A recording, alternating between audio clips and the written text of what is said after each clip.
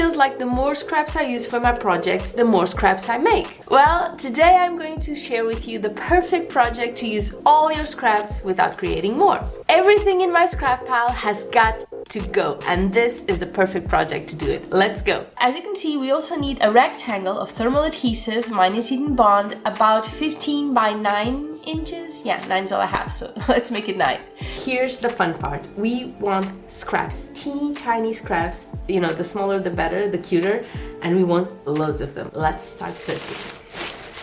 Now we will be covering this rectangle in scraps, and you can pick the colors you want. Personally, I'm making this as colorful as I possibly can. At the same time, I want to use scraps that have some kind of meaning to me, and I'll explain why in a bit.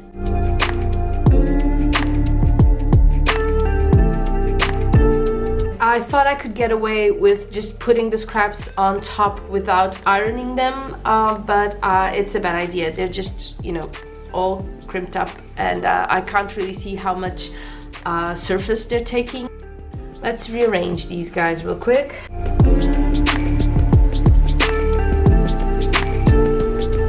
Doesn't need to be extremely perfect. You can just add more on top. So there are no rules here, really. Not all need to be pressed, but I would say most of them do. We don't want any white spaces once we're done, okay? That's the main thing here. We need to cover up all the white spaces. We need to press this down, okay? We don't want to iron it, okay? We don't want to move the iron around and move the pieces around. We want them to stay exactly where we put them. So we just press them down and the adhesive will activate and glue them all together. Let's see. Oh, over here we had a big one. So let's just press this in place. For these pieces that are lifted, or any other pieces you want to add on top of the fabrics, use this, our trusted temporary glue pen. You just give it a smidge like this. You know, you can do as many layers, as many pieces as you want. Here's what we need for our next step. We need something sheer, like an organza. This is an old curtain who has seen better days. We also want to add a layer of interfacing or fusible fleece, if that's what you like to work with, or just some felt. You know, I will be using 100% cotton batting. Don't you just love it when your rotary cutter is really sharp? It just cuts through anything like butter. First, we have our batting. And now, we are going to remove from our Heat and Bond.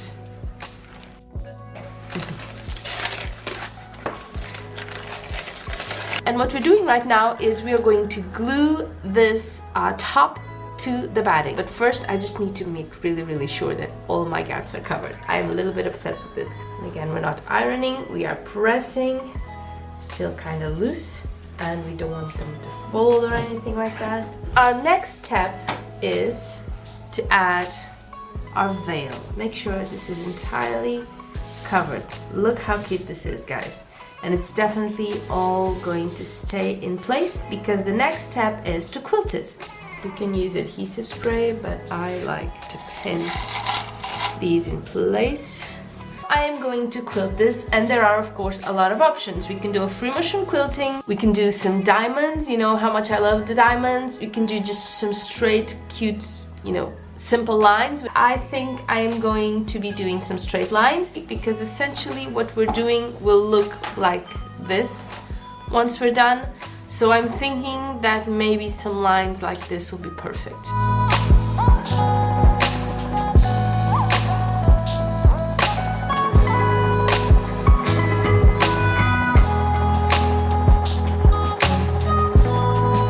Let's chop all this unnecessary stuff off before we continue.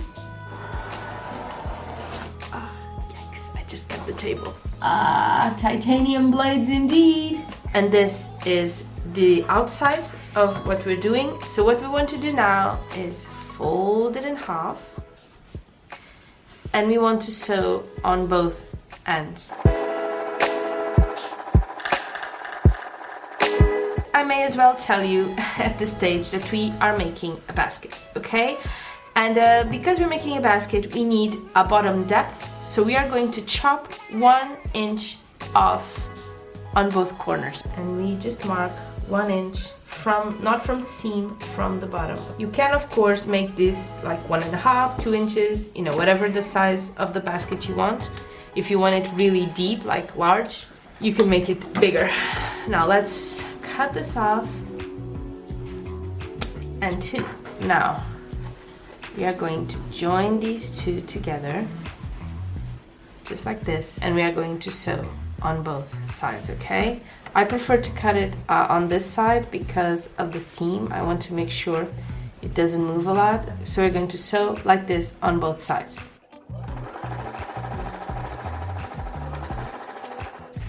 So this is what we're going to have. But before we continue, we need to make exactly what we've done to our inside fabric. Also 15 by 9, and we repeat the last steps we just took.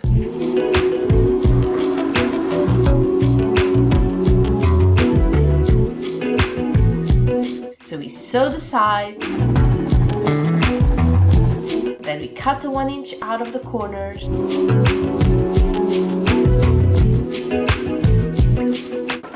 This is something I want to keep on my sewing table. Personally, I'm using it for scraps. You know, I usually collect them as I sew, but you can use them for whatever you want. I could keep my quilting clips on it, my safety pins, my keys when I get home, you know, whatever you need for it, it's good. And if you make it bigger, you can use it for other things as well. You know, the possibilities are truly endless. But for me, I love the idea of looking at it and seeing all the bits and pieces from the project I made over the years. Kind of feels like a time capsule, if you will. You know, it's filled with memories. I love it. We are going to sew all around, joining the 2 fabrics, but we are going to leave a gap that's big enough for us to turn it all inside out. And that's going to be the stressful part, okay? We can pin this if we want to make sure it doesn't move. That's probably a good idea.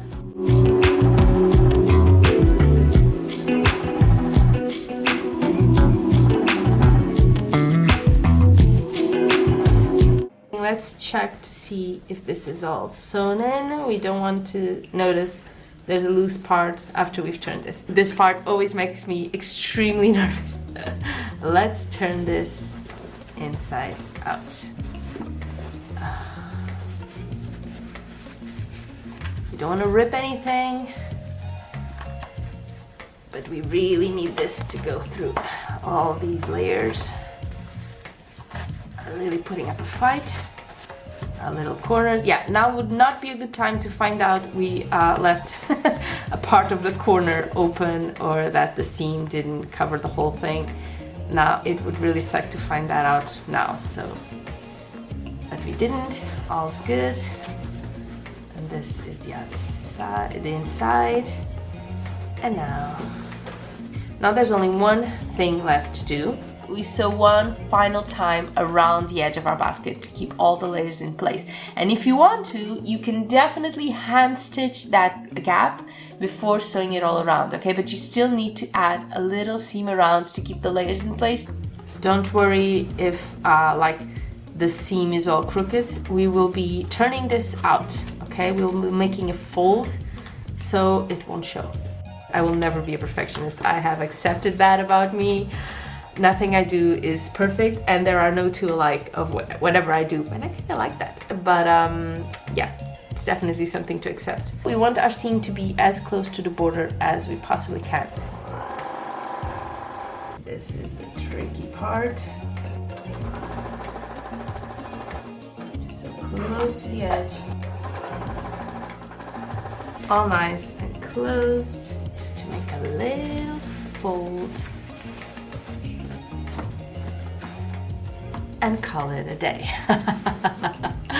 Look at this, guys. How cute, how perfect will this be for my scrap bowl? This is kind of perfect, not gonna lie. I am not used to to doing perfect stuff, but this is very close to perfect.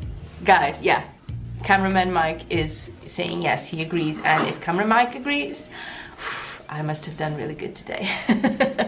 I'm on a high right now. I love it. I hope you did too, and I'll see you soon. Bye bye.